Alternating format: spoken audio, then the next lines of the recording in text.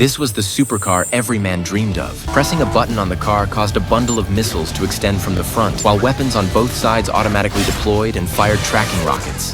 Pressing another button caused the close-range defense cannon to pop out instantly, automatically destroying incoming enemy missiles.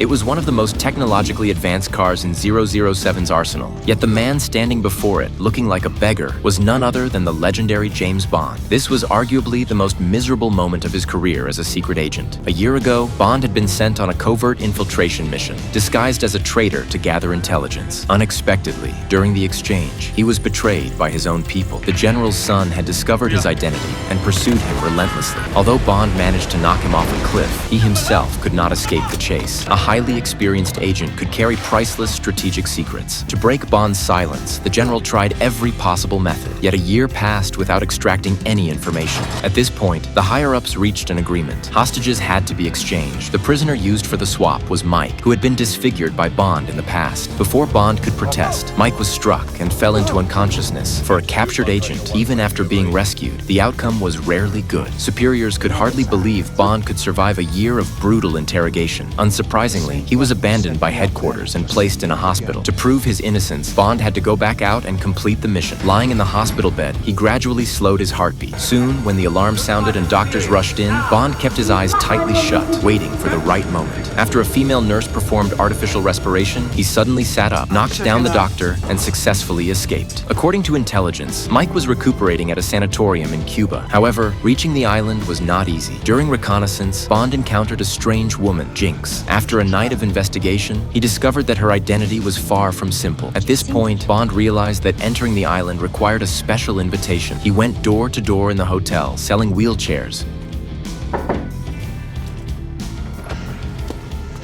What the hell do you want? I got a goddamn wheelchair. No? You do now. Once their feet were off the ground, the virus deactivated. This posture was unique to the sanatorium's therapeutic methods. The guards suspected nothing. Once inside, Bond noticed that one room was particularly well guarded. He then had his tools put to use once again.